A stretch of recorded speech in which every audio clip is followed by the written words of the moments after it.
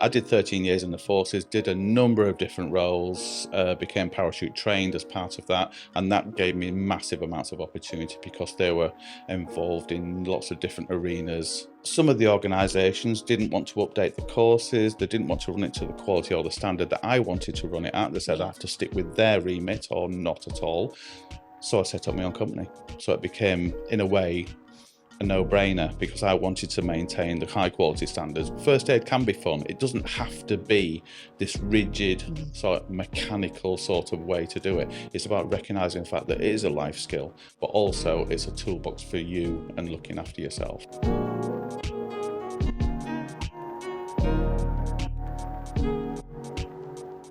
Hello and welcome to another edition of Entrepreneur TV.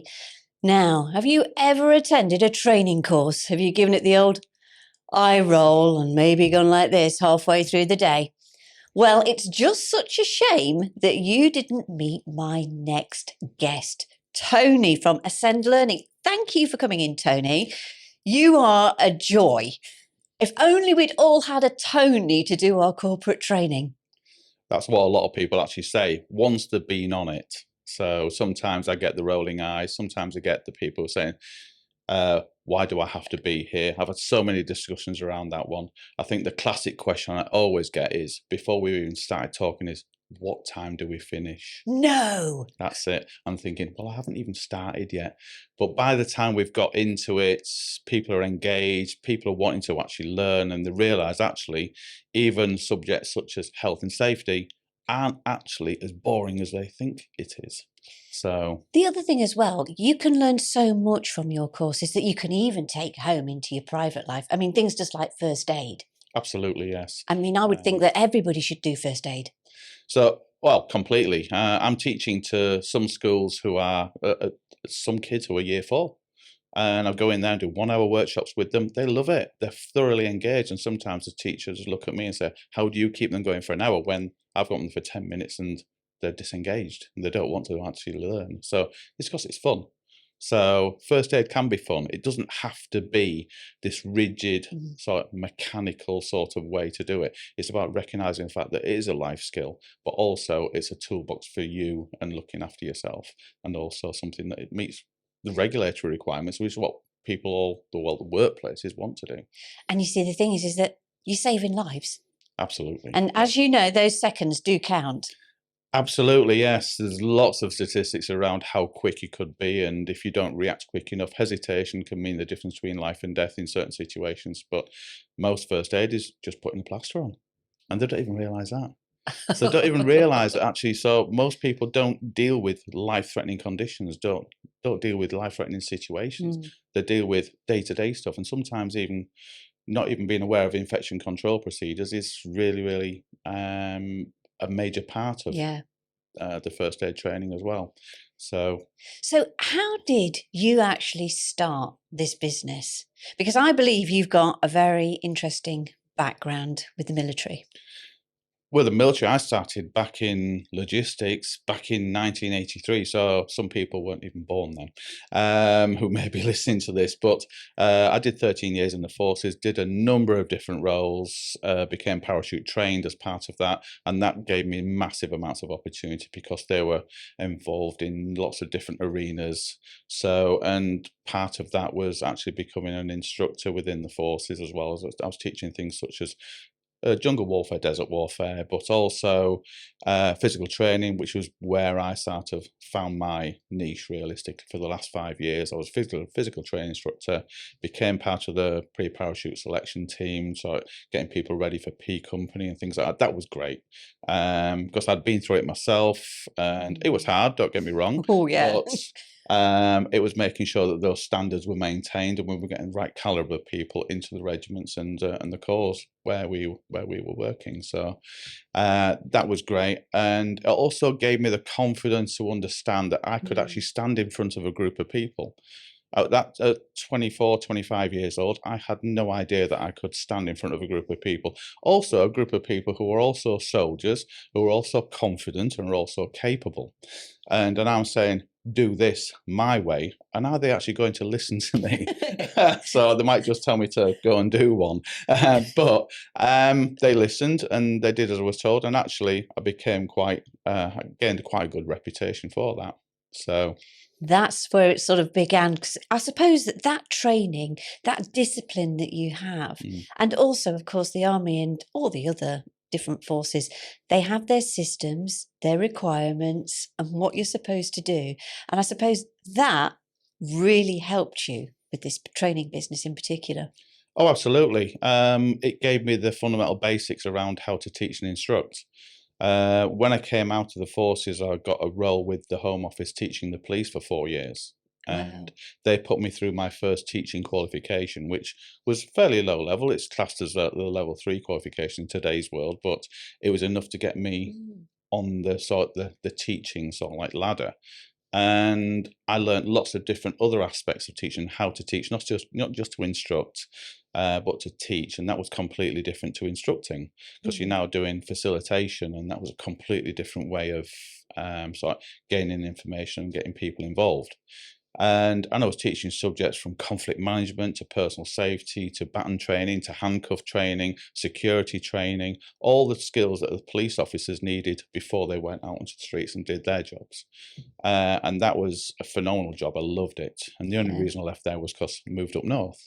And that led me to working inside a prison, which gave me more Wow. different skills again. So, because I became part of the control and restraint instructor team. So, and I was also a physical education instructor within the prisons as well. So I worked in the gyms. So some people who were working on the wings might say that was an easy job. Probably was, but it was where my skill set laid. And again, you've got a completely different group of people there who you're working with as well. People who obviously don't want to be there, but actually you're trying to sort of keep it calm, and actually gaining the respect of them is probably the hardest job. Wow. And learning to say no to a guy who is about 16 feet taller than you is also an interesting concept. But they actually respect you for saying no and being honest with them. So you have dealt with a wide range of people, and there you are. You've got all these skills, but it's one ball game being employed to going into the arena of self-employed. What was the hardest thing for you going from that leap? It wasn't as hard as you think. For me, at that point in time, I'd moved on to I'd worked for the NHS after the prisons, working in drugs and alcohol, and then I moved into safeguarding of children initially, then of adults, and as a result, I was working as part of a safeguarding trainer, safeguarding and investigator as well. And the issue around that was I loved the job, but redundancy came upon it, and I was really out of options. My CVs were out there, but I was given the opportunity to do freelance work, which was great. And the freelance work literally kept the gap filled. After about 6 months, I realized that some of the organizations didn't want to update the courses. They didn't want to run it to the quality or the standard that I wanted to run it at. They said I have to stick with their remit or not at all. So I set up my own company. So it became, in a way, a no-brainer, because I wanted to maintain the high quality standards, what I still achieve today. And I'm still trying to surpass them now, trying to get better every day, trying to learn more every day, listen to people who I consider to be experts within the field as well, gain information, have phone calls with them, have discussions with them, update my training as well. Because if I don't keep mine up to date, then how am I going to ensure that what I'm giving to my students is the best training they can have? I have on my notes here, I hope I've got this correct, please correct me if I don't, but you do over 100 courses. Probably. Probably. I mean, some of them are, if I say, for example, first aid, there's probably about 8 or 9 courses just under first aid. Under managing violence and aggression, there are probably about 15 or 20 courses under that. Wow, that's a lot. So you could have a 3 or 4 day course, which is like a prevention and management of violence and aggression. but you could also, which is more for forensic mental health, going into where people are pretty high secure or medium secure, and then need that level of understanding around what is reasonable force. And then there are also children's homes where I do a similar but lower level type of training for them, and that's only a 1 or 2 day course if they want the de-escalation aspect to it as well. And so it's, as a result, there's under that umbrella of one subject, there are probably about 10 or 15 courses. Health and safety, there are probably about another 10 or 15 courses. Yeah. So it's at different levels for different people. So I might look on the website and think, I'm doing this, I'm doing that, I'm doing this. But actually some of it is, it's like some of it links in and some of them actually cross over. And a record keeping course, I'm thinking, record keeping, why do we have to do that? I remember coming out the force, I think, I want to find a job where I don't have to write things. I'm still looking. So at the end of the day, because I think one of my biggest banes of my life is administration. And even though I know I have to do it, I like doing the teaching, I like doing the training, I like engaging with the people, but coming back and writing and doing all the reports and doing all the audits and doing all the certificates even, that's, do I have to do that? I need some help with that one. I need an administrator, which is what I'm looking into at the moment. So, but yeah, these are sort of things. But yeah, there are probably over 100 courses. There's probably more, to be fair, because there are a lot of courses. I didn't end up counting after then because I just thought, well, you really do the whole shebang. Yeah, I've got other people who are coming in to do courses that I don't do as well. Yeah. So there's a couple of trainers there's one trainer who she's a clinician, so she does specific clinical work such as peg feeding for people who can't eat through dysphagia. That's not my remit, so I bring the experts in to do that under my umbrella. There's another lady who does first aid for mental health, which again is another big new course that's come up over the past 5 or 6 years. So she does all of that because I just haven't got the time to go and qualify in that one and do that. I've got enough on my hands without any of that. I think Tony, you do have many strings to your bow. You're also nationwide as well. I'm nationwide, occasionally little bits of international, but predominantly nationwide. So I could be, like this week, I've been in London for 3 days. Yesterday I was in Birmingham for a day. Sometimes I can be in Derby. One of my main contracts for a local authority is Doncaster. So I do a lot of training around adult health and social care. So about 6 or 7 subjects for them.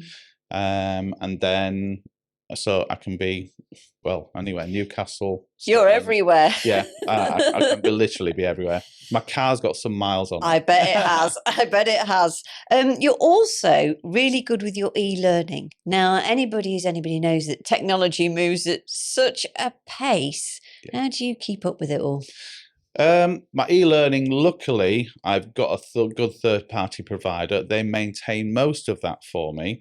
I still have to run it, but the courses that I've got on my website are, I would say, probably the best of what's out there. Personally, being a face-to-face trainer, this is just a personal note, I'm still not a massive advocate for e-learning. However, if I'm going to have it, I have the best that's out there, and the stuff that I've got is really, really good.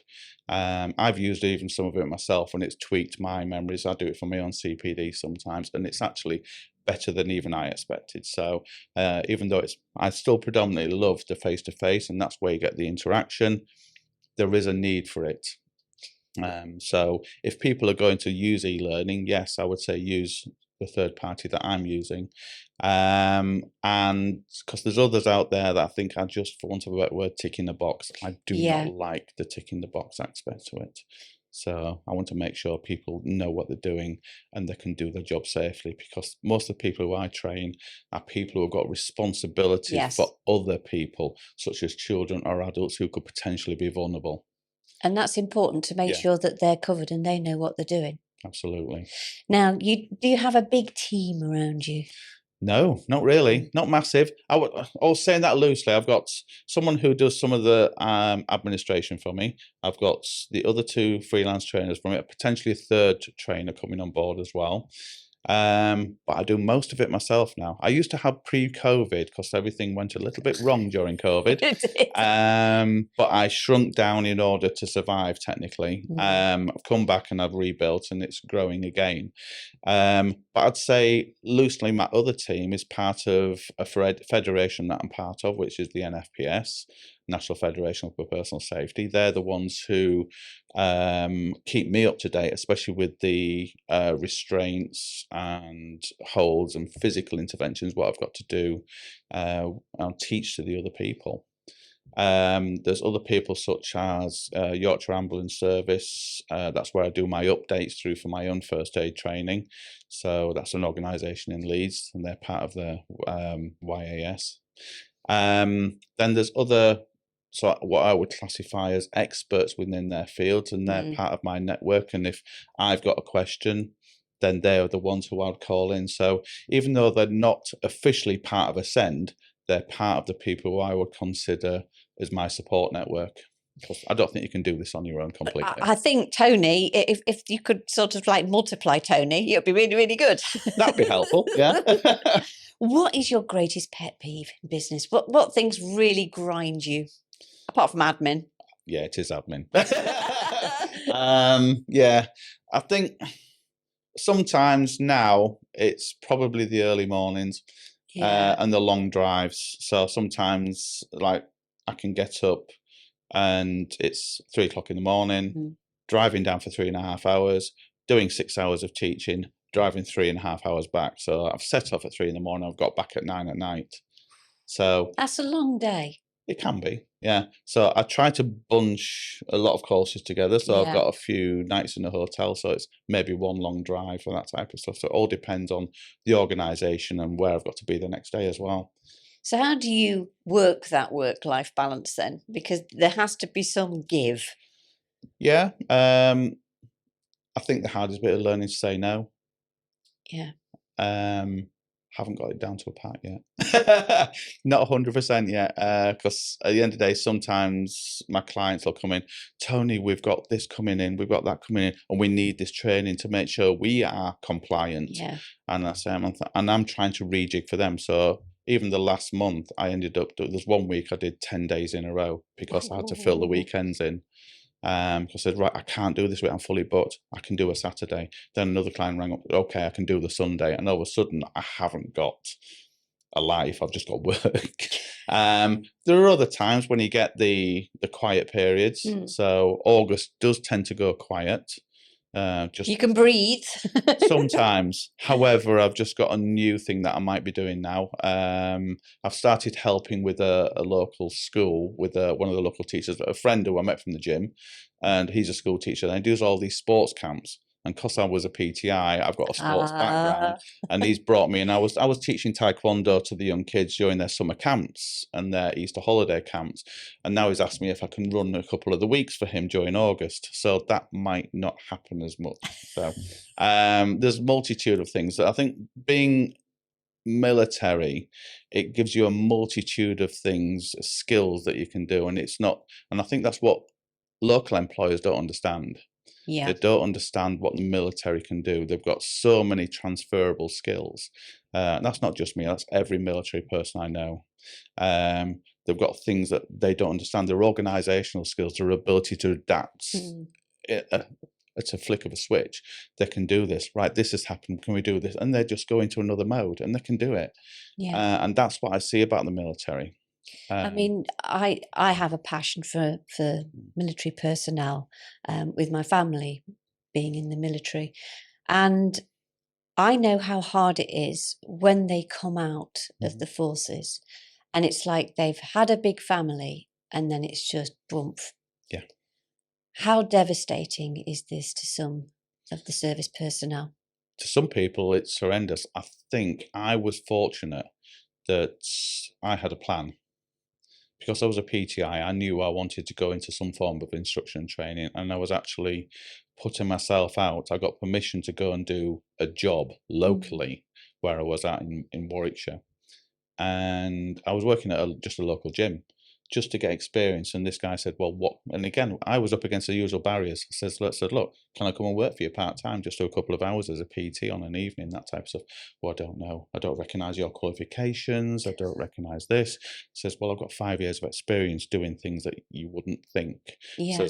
Says I've been at 5 a.m. in the middle of a place called Otterburn. Anyone who's military will know what Otterburn is. It's not exactly the most welcoming of places, but the colonels woke me up in the 5 o'clock in the morning. Says, we need a PT session in half an hour for 80 lads. Go. And I'm there in the middle of a field. So I've got to sort of get them going. And it's when you're a PTI, you're trained to do that. So it becomes, it's like water off a duck's back. But normal standard fitness training courses, they have to plan, they have to do this, and sometimes, yes, the experience comes with it, but they might not be able to do that off the top of the head. Some people might, but this is the sort of thing we were trained to do. So this guy was saying, I don't know. And I said, look, I'll come and work for you for a week for free. So I'm being paid, so it's no water off my back, but I'll just give you a couple of hours of my time on an evening after my work, and then let's see what you think. And after a week, he says, yeah, I want to employ you straight away. Wow. I says, all my clients love you. They think you're great. You're just straight with them. You tell them how it is. And you're already starting to believe in the fact that they can actually achieve things. You're very motivational. And I said, okay. Then after a month of being there, I said, Tony, I'm not going to be able to keep you, because someone else is going to pick you up. And within a month, someone else said, I said, I'm going to have to move on. Sorry, I've got been offered a job. And he says, I knew it. So keep in touch. But I knew I wouldn't be able to keep you, because, and that's not down to any civilian qualifications. That's down to the military, the fact of what I'm able to do. I mean, I think that's wonderful sort of in your situation. And I think that your skills, you've transferred them over into where we are in this world today and made use of them. But there are so many who do feel very lost, and they feel as if they don't have anything to give. But I would say to them, you have everything to give. You have so many skills, and it's just about finding yourself and where you fit in, isn't it? It's, I think it's about engagement with employers. Employers need to recognize what these guys are capable of, and ladies as well. So everyone who's got something to give, and the level of professionalism you're going to get from them is second to none. And good timekeeping, most of all. Oh, absolutely. So don't get me wrong, I was occasionally late once in a while. Was you? Occasionally, yeah. So, but then again, 15 minutes early is still late. It is. It is. I just want to talk about some of the partnerships that you have. You touched on it a little bit, but, children's homes, care homes, hospital. I mean, they really are specialist, aren't they?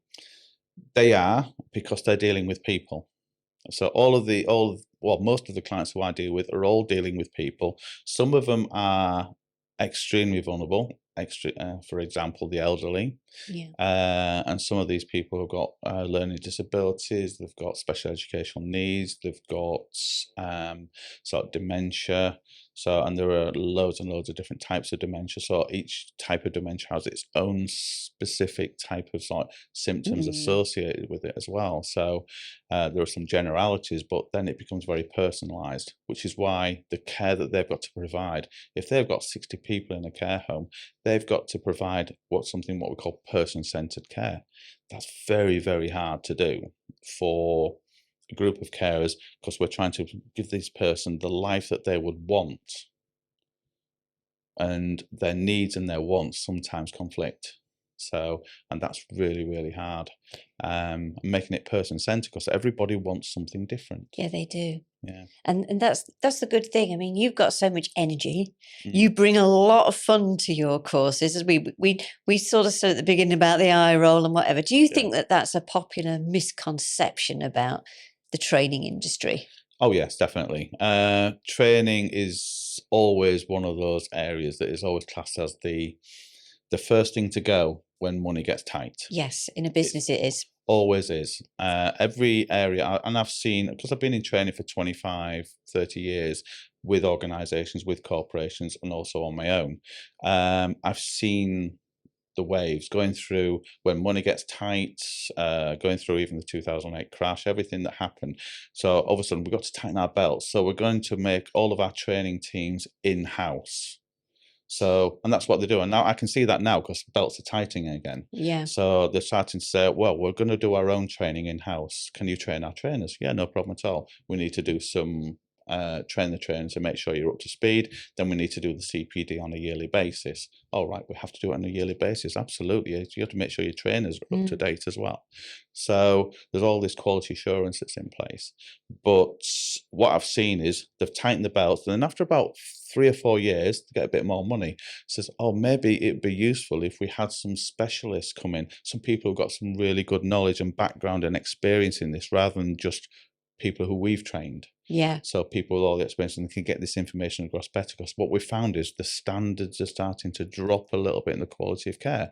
So then they bring us in again. So the standards coming in again, money's okay, then it goes tight again. And it just goes like that all the time. And I'm thinking, in order to maintain standards, it's about keeping the quality of training there. And I've noticed that with CQC, who is one of the regulators Yes, exactly. for the adult care, and also with Ofsted, who is the regulator for children's care, they will ask questions of the staff.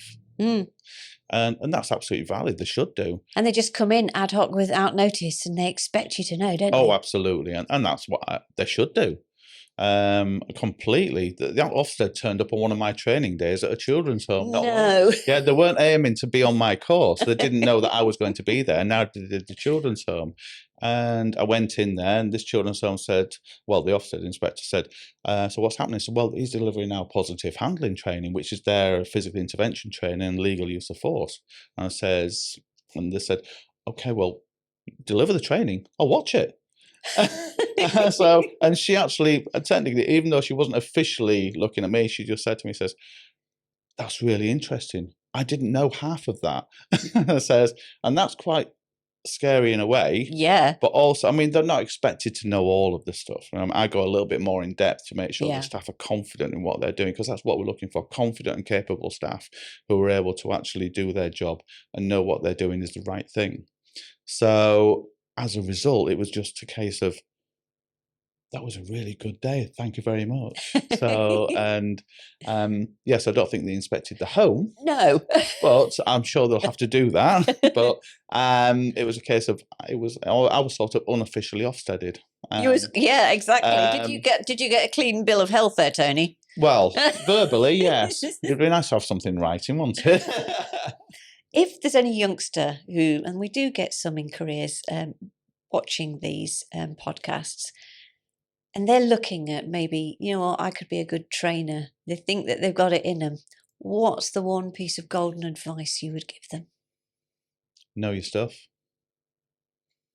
Know your stuff. That is the basic one. Knowledge gives you confidence. I remember many, many years ago, I was working in drugs and alcohol, and I'd only been there for 6 months. And I get it's normal to get nervous in front of a group. It's perfectly normal. Yeah. The level of nervousness will depend on obviously what setting you're in. But I went down to, it was a symposium, and I'd been sent down there, and my director, she said to me, this is a big thing. And I went, is it? I'm just going to be talking for 10 minutes. I talked for 6 hours. You know what I mean? So 10 minutes is nothing. And I had 6 very basic slides, on a PowerPoint, very basic, nothing flash. And then there was 6 of us who were going to speaking at this symposium. I didn't know who was there, really. I knew it was all about the validity of drugs testing in the workplace. Should we have it? Should we have sort of an unannounced visit for it all, and all these differences around that, and all those arguments. And I had to put my argument forward from Nottingham's Drug and Alcohol Action Team. And I went down there. There was this guy who sat next to me with this long curly hair. I didn't know who he was. He went on and introduced himself, and he says, I'm Professor so-and-so. And I went, who am I following here? And he had this flashy PowerPoint with all these lights and everything like that. And I thought, how am I going to follow that?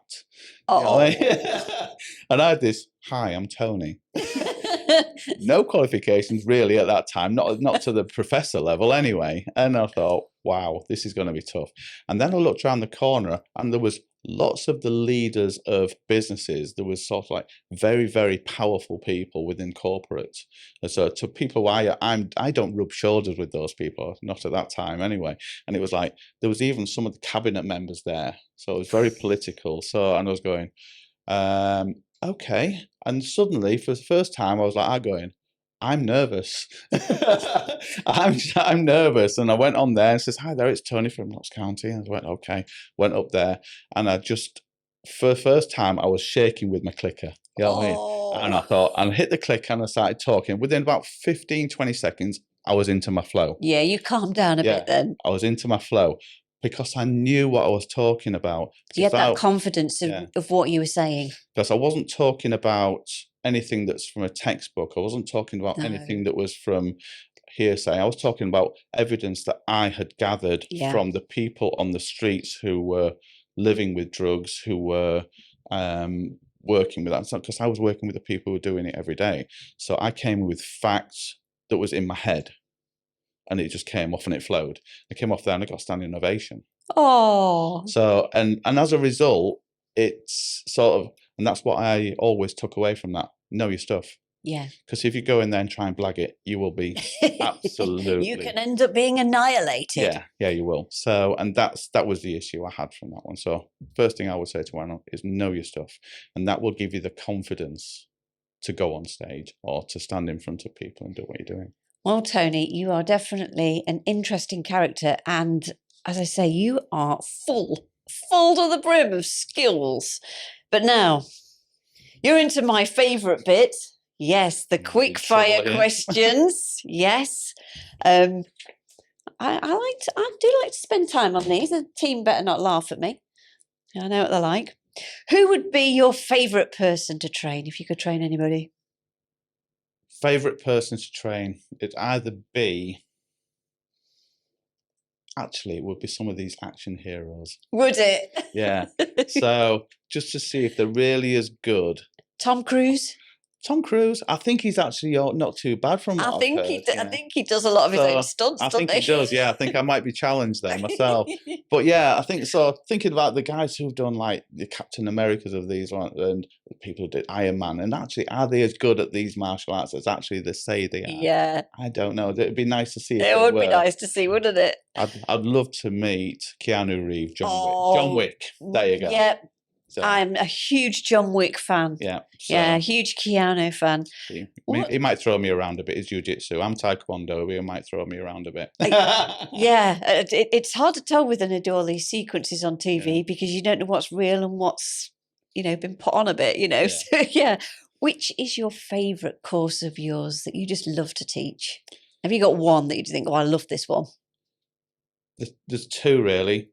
One is the first aids. When I'm going more into the outdoor first aid, where we're doing things more realistically and scenario based. And then the other one is the physical interventions, because I know that I'm actually teaching people to be safer and help the people, the children or the adults who they're working with, be safer. And that's the whole point of that. Is there a funny moment that's happened on your training course? I bet there's been loads. One that sticks to mind is one of my regular clients, and there's a lady on that course. We've got a good rapport with most of my clients anyway. And this particular girl, I volunteered for. There's something what we call a hair release technique, where someone's grabbed hold of your hair and you've got to trying to do a release from that one. And I says, okay, I need a volunteer. And she says, I'll volunteer, Tony. I've seen this before, so that's okay. So she comes up and I says, okay, so this is what you do. Someone grabs hold of your hair. And she had a new hairstyle. So, and I was thinking, you look really good. That's really good. So, and all this type of stuff. And so, and what she'd done, she hadn't told me one thing. So I grabbed hold of her hair and then said, the best release for this one. And I was just looking away. And then she walked away and I've got hold of her hair in my hand. And she hadn't told me that she'd shaved all her hair off for charity and it was a wig. And she just looked at me and says, for the first time, I've made you shut up, because I was speechless. Just for a moment, I was lost for words. And that got me. I went, because I was horrified for a split second. So, oh my days, she really got you a good one there, didn't she got me. She got me a good one. Yeah. So. If you could set up your company in any other country in the world, where would it be? I think it'd be somewhere warm. Yeah. Somewhere warm, with access to the sea, somewhere like Greece or somewhere like that. Yeah, that's my type of thing. Yeah. So that would be nice. A nice beach. So I can run it off there. I could do some of the virtual courses Couldn't off there. you? And then and if I had to travel to an island by boat, that would be nice. I tell you that I think that's the life Tony. So have a best of both worlds. Still working, but enjoying the life as well. Well, it's been an absolute pleasure. And do you know what? If you're sat there and you have a business and you think, I think I need to get my training of my team in a bit of order, it's all gone a bit, you know what I'm talking about. We're going to put all the details in the bio below so that you can get hold of Tony. Honestly, when you're even speaking to him off camera, is an absolute joy. Hilarious, funny, engaging, and just go on the website and check out some of the courses. I mean, it's mind-blowing, but also it could save lives, it could empower your staff, and it could increase your business because you will have all the tools and skills that you need. So thank you very much, Tony, for coming in. It's been an absolute pleasure. And I could have gone another half an hour, I think, with that interview. Could have kept talking.